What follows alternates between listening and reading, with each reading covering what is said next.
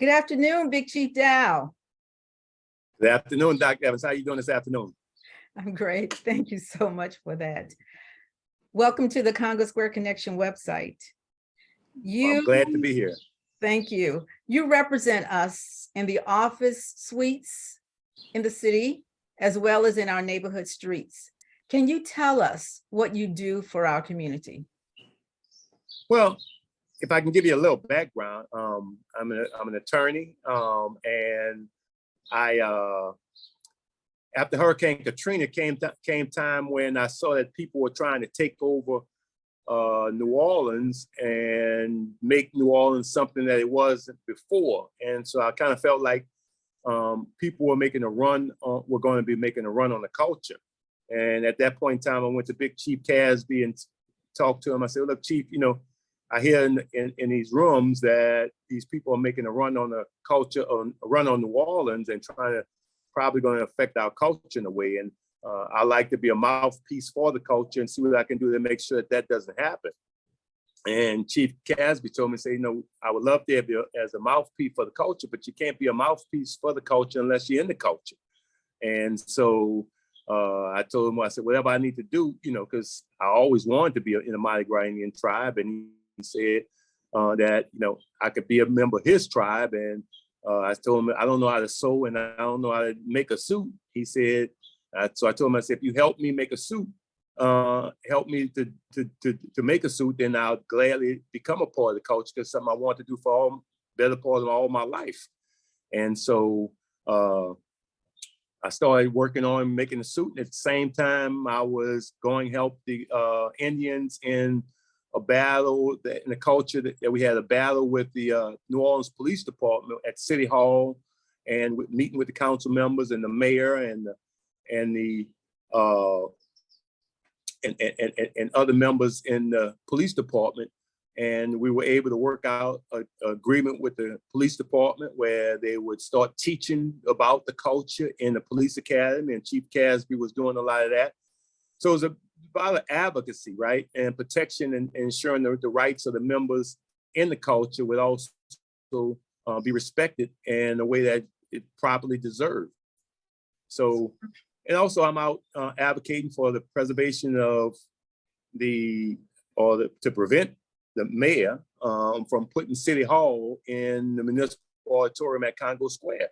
I mean, there was no way in the world we could have the seat of city government in Congo Square. And so we organized, several different groups organized to fight that effort, and we were successful in pushing back the mayor's efforts to put City Hall in that space. So, anything I can do to help out the culture and let the people recognize that the significance of the culture in the city of New Orleans and what it means to the city of New Orleans, I try and do as an advocate. That's awesome. You make it sound as if making a suit is just that easy. You just decide to do it and it happens. I'm sure it wasn't that easy. No, it's not, because I actually had met Chief Casby back in 1989. His wife was my secretary, and I asked him at that point in time, I asked her, I said, you think your boyfriend will let me be a member of his tribe? She said, sure. And then I asked her if he would let me use some of his old stuff to make my suit. And she said, I think he would. And when I met Chief Casby, he said, I said, Chief, I always wanted to be Indian. Can I be a member of your tribe? He said, sure. I said, would you let me use some of your old stuff so I can make a suit? He said, hell no. He said, if you want to be Indian, you got to sew. And looking at the suits and stuff, I just never thought in my wildest dreams that I could ever create something like that.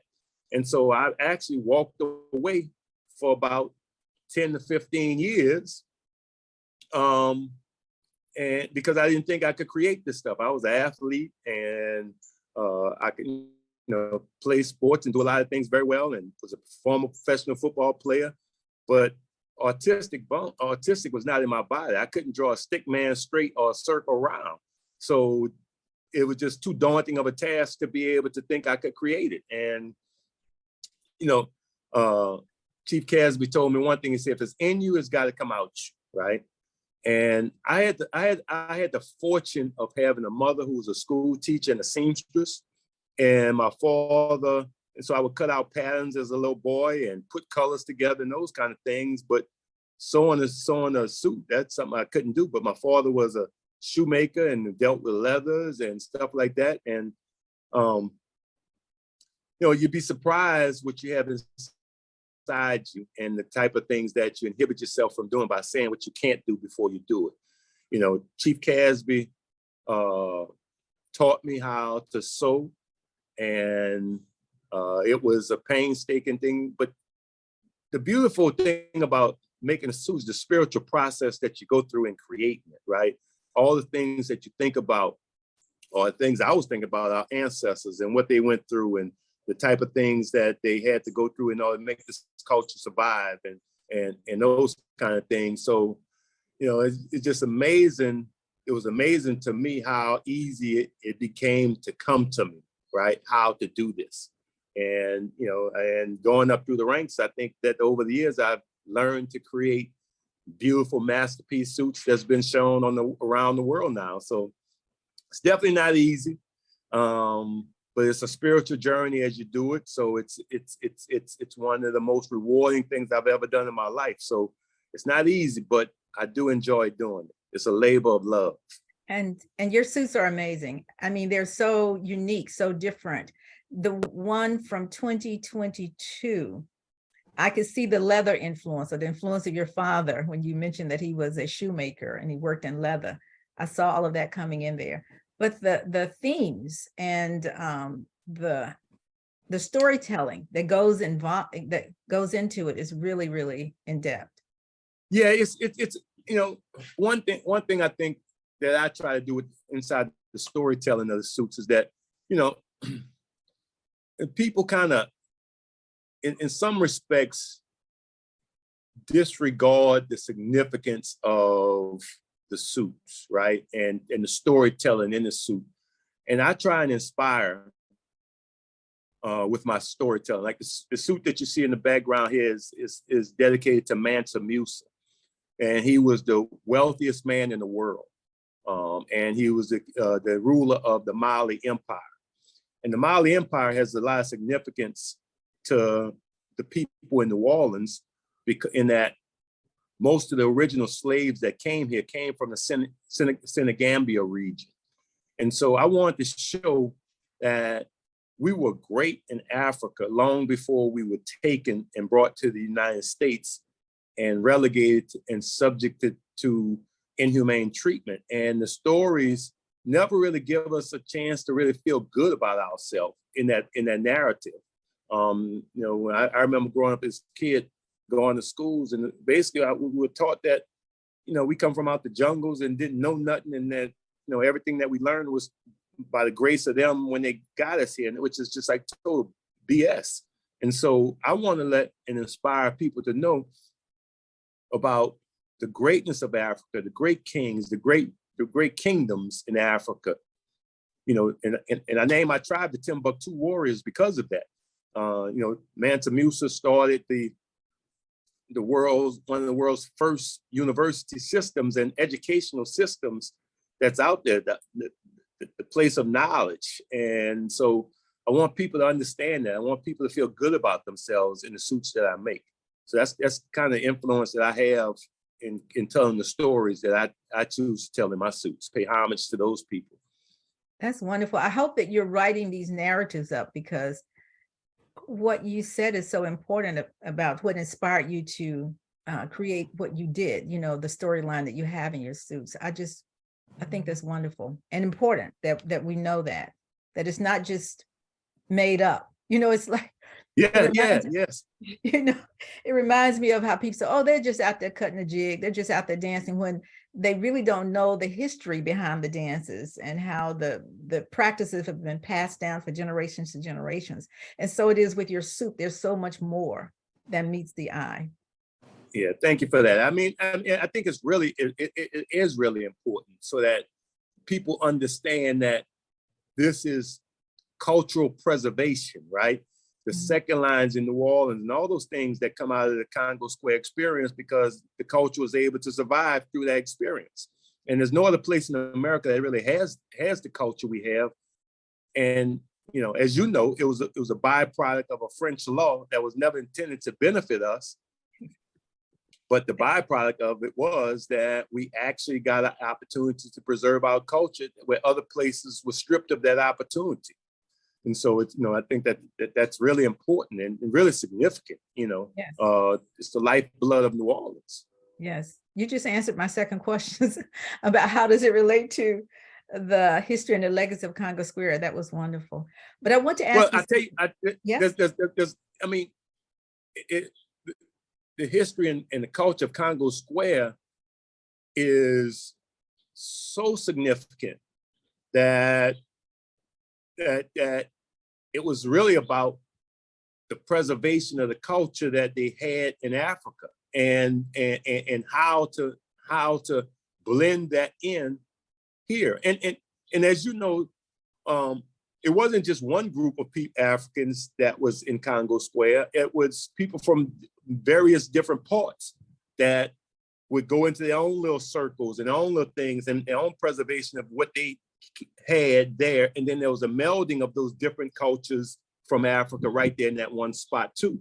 And so I think it's just proliferated the consciousness of cultural preservation back then. And it's still here today in New Orleans, you know. It touches many different aspects of life in New Orleans: the food, the culinary, the second line tradition, the music of America, and all those things, and all those things are intertwined into the Black masking culture. Yes, I agree. The influence of Congo Square is broad and very significant, very apparent. Yes. And people don't even know it though. That's the troubling part, right? Everybody know Congo Square, but I don't think everybody understands the significance of Congo Square. And to be quite honest, I didn't until I read your book, and it piqued my curiosity to dig deeper and dig into other things of how those influences and confluences of culture really creates what we have. Great, thank you so much for that. I want to talk about what you mentioned, your tribe. When you first joined the Mardi Gras Indian tradition, you were in the Mohawk Hunters under Big Chief Tyrone Casby, yes. And now you have your own tribe, which is the Timbuktu Warriors. Can you talk about that transition? Yeah, so Big Chief Casby is was a chief that led by old school ways, right? And he felt most of the tribes started off in different neighborhoods, and his tribe was in Algiers. And he really thought it was important that the people in Algiers got a chance to enjoy themselves on Mardi Gras Day and on St. Joseph night. And so he would stay in Algiers and we would process, because I think what we do is like a spiritual procession. And I think he thinks that too. And we would process throughout Algiers and bringing joy to the people there. And I was his spy boy, and I masked with him for about 11 years, and COVID hit. And I started, I'm getting up in age a little bit. And I kind of thought about, started thinking about doing something in my neighborhood, and similar to what Coach Big Chief Casby does in Algiers. And so I went to him and I asked him, I said, well, look, Chief, I'm getting up in years and I really appreciate masking with you in Algiers, but I really want to start to bring some of that pride and joy back into my neighborhood. Do you think I could be a big chief? And he said, sure. He gave me his blessings. And I reached out to the other chiefs and the chiefs on the New Orleans Mardi Gras Indian Council and the chiefs in they're from downtown with the circle of chiefs, and asked them all for blessings to become a big chief. And they all gave me their blessings. Thought I could make a good big chief. And so with that, I was going to just do like a family tribe, with my grandson had been masking with me, and Chief Casby since he was 1 year old, and my sister masked with me, and I thought I might be able to get some other family members to become a part of the tribe. And little did I know, people were knocking at my door asking if they could be a part of my tribe once they found out I was bringing a tribe. And so, I thought it was, just a good thing to do after the COVID hit, because I wanted to bring some enjoyment up here in the uptown part of New Orleans. That's awesome. So how many members do you have now, or do you talk that way, the members, or how do you describe a tribe or your tribe? Well, I use two terms, kind of interrelated, a tribe or a gang, and right now we probably have about 16 people in the tribe. We probably have 6 children in the tribe, and the rest adults. I have 3 queens. My wife is the big queen. She masked for the first time with me last year, which was really exciting to have her out there with me. And she created a one-of-a-kind suit that was totally unique and it's just amazing. My younger sister, Lona, is my war queen, and she had been masking with me with Tyrone for a while. And then my other youngest sister, Lori, decided she wanted her son to mask with me.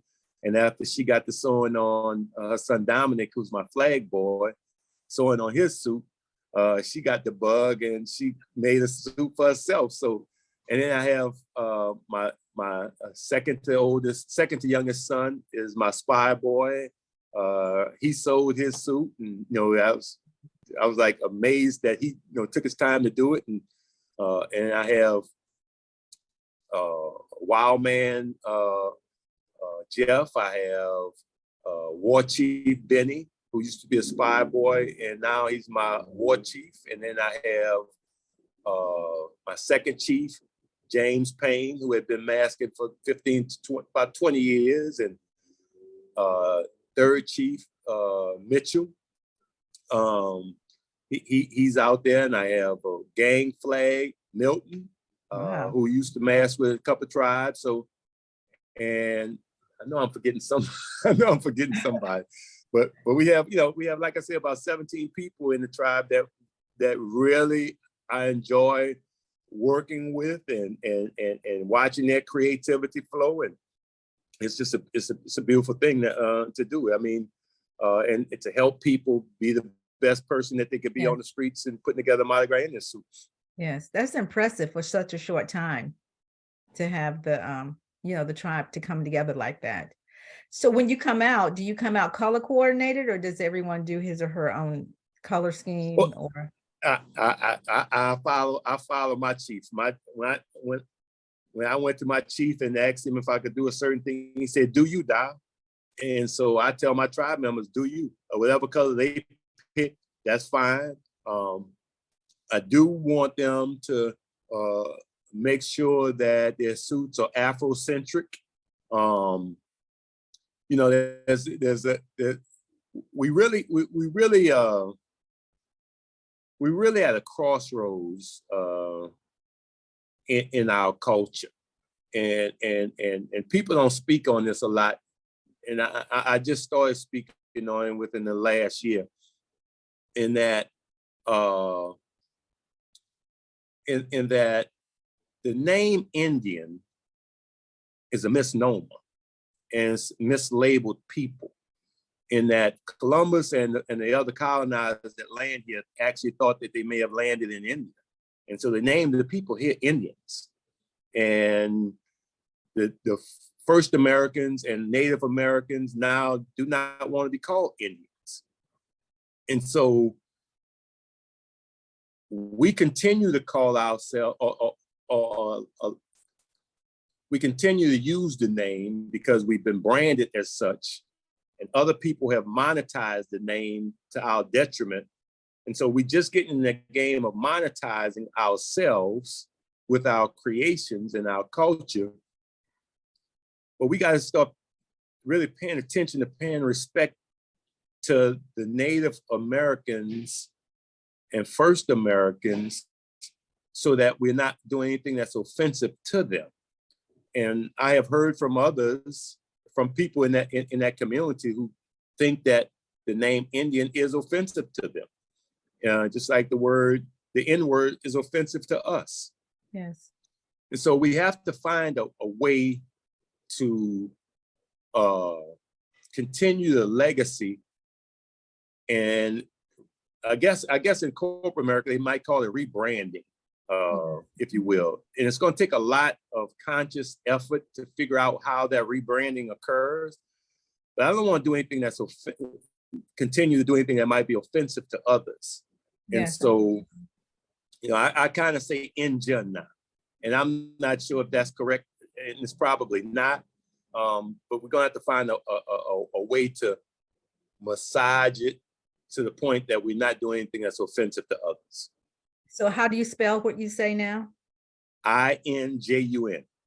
Engine. Okay. Indian. It's not in India. India has nothing to do with what we do here. Yes. Yes. And because our culture is a direct reflection of the Congo Square experience and the African culture of masking and the African culture of singing, because it's been documented that the lyrics and the rhythms from our chants and songs are of a West African origin. I want to do something that, for me, I want to do something that really pays homage to that. And the other thing, the other problem I have, I know it's getting a little long, but It's okay, it's important. yeah, the other problem I have is that the story that we have of the story that we have that this is a Native American cultural appropriation it's inaccurate, and so I want to really start to proliferate the true narrative, and there's some people that have done this before, right?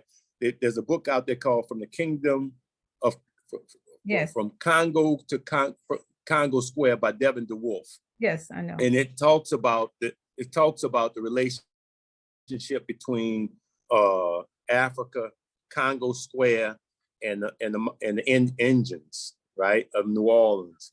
And so we need to be telling that story. I'm gonna just say something that's the truth, and it may sound negative. I don't want it to sound that way, but a lot of the people that participate in the culture now looked at books that was done by Michael P. Smith. There's a picture book, and there's some beautiful pictures and images of the Indians in that book. However, the narrative of that book talks about, we saw the original, when the World's Fair came here to New Orleans back in the 1800s, and the Wild Bill Show came here, and they brought some Native Americans that paraded down the street. That we saw that, and we started emulating and copying that, and that's just not how. That's not our origin story. Yes. But people read that book, they like the pictures, and they say that, right? Yeah. They say what somebody else has written about us, and that was the only narrative that was written about for a while about us, but it's not really true. There's another book out, The Chief of Chiefs, and talked about Big Chief Rabi, who was a significant influence in the culture of the Indians. And he says in his book that back in the 1919, about the time when he first started masking. And he says at that point in time that it was of African influence of what we were doing at that time. And what he said was that we were paying homage to some Native Americans who helped us gain some freedom and run away in that respect. But the reality of it is, and people took that and started saying that the Indians helped free the slaves. That's just not true. The 5 civilized tribes of Native Americans at that time helped capture slaves, helped return the slaves back to the white slave masters, and actually even own slaves. Yes. They actually were the last people to grant freedom to the slaves. And they didn't do that till like, I think it was like 1867, years after the Emancipation Proclamation. And the only reason why they did that, because the federal government said, as long as you continue to own slaves on those reservations, we're gonna stop sending you funds. So the narratives are glossed over, or they take one part of it and they expand it to something that it's not. The Indians did not free the slaves. That's not true. Historically, it's incorrect. It's a feel-good story, but it's not true. And what Chief Rabi was saying was that, yeah, there was some, and they went to the library to get images so that they could pay homage to those that were there. But the only images that were available to them were in books in the library or coloring books at the time. And so that's how you got to start seeing the red man images on suits. Yes. But this really is an African culture of paying homage to somebody that has given you some aid or respite or somebody that you felt worthy of being glorified. And that's why we created the suits and whatnot, because the motifs of the suit really aren't of a Native American nature. Exactly. They're more of an African nature. And so that's kind of one of the things that I'm really trying to work on and help us to understand. Well, I really appreciate you bringing these points up because they're so important. The narrative that we hear is conflictual, like you say, and it doesn't really, it's not founded in reality or in research. It's Yes. not research. One of the other things that they do to us, and you gotta be, I'm perceptive picking up when they say in what they used to say, they don't say it as much anymore. They come from working class people, right? Yes. And that's kind of derogatory in a way. Yeah, we work hard at what we do, but it's implying that we have no structure, no real structure. It's implying that we don't have no hierarchical commands. And look, a chief in anywhere in Africa is the most highest person, respected person in the community. And that's what the chiefs are in New Orleans. They're well respected. You can go anywhere. Chiefs used to sell neighborhood beefs, help people to sell neighborhood beefs and stuff. And we have chiefs like Chief Tui Montana, who was a great plasterer, but he ran his own business to and those kind of things. So I just don't like the relegation of people saying they just working class people. We got principals, Yes. business owners, all type of peoples in the culture. We got a young lady who just graduated from Tulane a couple of years ago, working in corporate America and still masking. We got a young man who was the freshman class president at Newman and is a big chief in his own right, started his own gang, wow. So we have some really influential people in the culture, and it's not just relegated to what they want to term us as working class people. Exactly. I want to ask you something else that came up when you were that came to my mind, is that now the culture is so respected universally or internationally that the attention has grown. So now there is an exhibit in Paris. Can you speak to that exhibit that's going on right now in Paris of Mardi Gras? Yeah. So at the Croix Branly Museum, there's an exhibition called the Black Indians of New Orleans.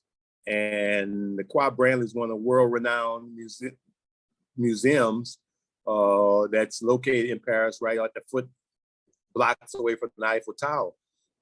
And it has an exhibition that shows the history of New Orleans and the resiliency of the African culture and the Africans that came here then started the what we now call the Black Mexican Indians of New Orleans. And so it shows that. And there's about 17 Indians whose work of art are being shown in that exhibition. It's a wonderful exhibition. I just saw a post online last week that showed the line wrapped around the building for people trying to get into the exhibition. And I was just amazed to see that the turnout is still there. I mean, they really built it well. We went over to Paris. I saw it. I was there for the opening. The billboards all around the city, all on the bus stops and whatnot, advertising it. And so it's a well-respected thing. But there were Mardi Gras Indians at the Grammy Awards last year with John Baptiste. Saw that. I mean, the Indians are inside the Smithsonian Institute Museum.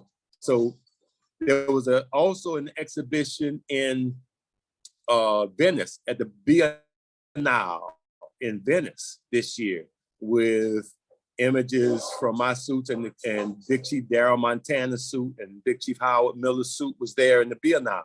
So I think that the world is and that ties back into what I was saying about how we have it's a particular issue with how we rebrand, right? Because the brand is not just getting out, but it's being acknowledged worldwide now. And so we got to really finesse that. But, they brought the 79ers gang, which is a musical group over to Paris and France. And they had 4 sold out shows listening to the Mardi Gras Indian music out there.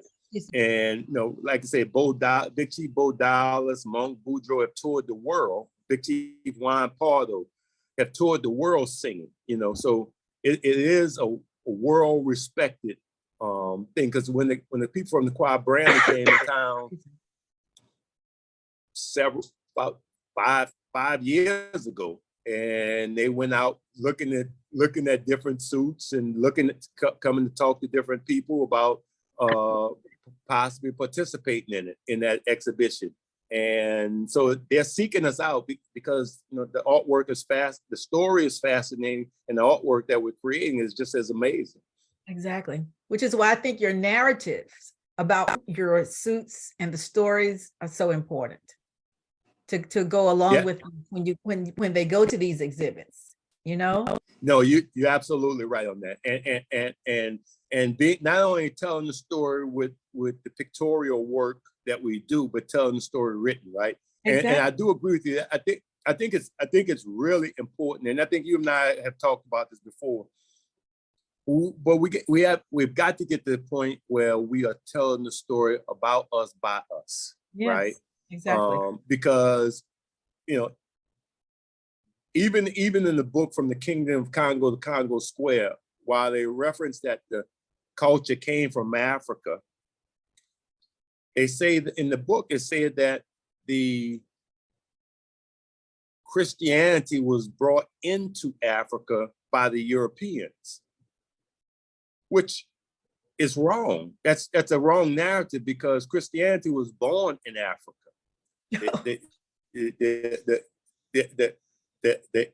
The oldest Christian church is in Ethiopia, and most of the stories are told about Jesus being in Egypt. But Egypt is in Africa. The formative years of Moses comes out of Africa.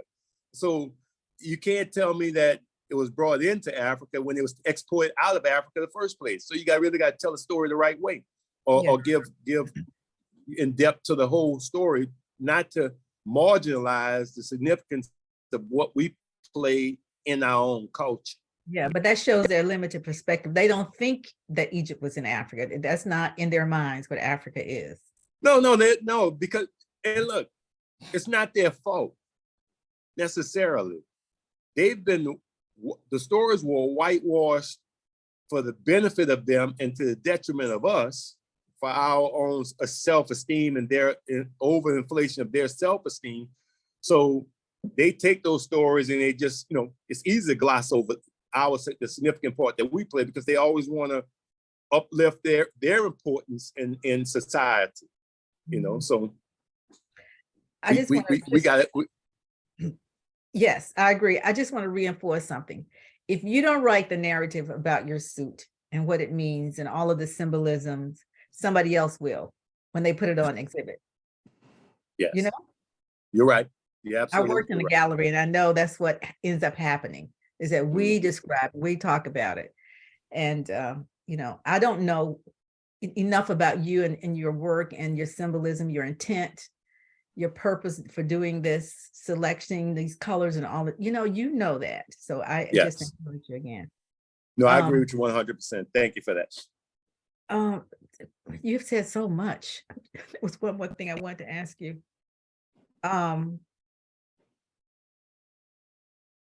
Wow. Thank you. I hope it wasn't too much. No, it wasn't too much. I just have another interview coming up, but it was something else. And I can cut all this rambling out that I want to ask you about your work. So you talked about Congo Square, you talked about the connections. That was beautiful. So you answered all of my questions. I know what I want to ask you. So Big Chief, when we put together your interview for the Congo Square Connection website, there will be a lot of photographs. Will you please include a photograph of the Big Queen's 2022 yes. suit? Yes. And any others you want to include, but definitely hers. Yeah, I definitely will. I mean, look, one thing I said on Super Sunday last year, that my wife put up with me for 13 years of building these suits. And it takes time. It took time away from our relationship. It took time away from all the things. And so I would be remiss if I didn't introduce you to my miss. Yes. Because she did her thing. When I tell you she did her thing, she did her thing. And my sisters as well. But I'm definitely going to include their photographs and so everybody can get an opportunity to see the Timbuktu warriors. One thing that I've always wanted to do with my tribe is make sure everybody had the opportunity to get their shine on, and to be as creative that they think they need to be and want to be, and they need the spotlight shined on them at every chance they can get. Yes, I agree. Well, thank you so much for what you do in the office suites as well as in our neighborhood streets. You definitely represent us. You make us proud. Thank you so much. Thank you, Doctor. Appreciate you. Hold on.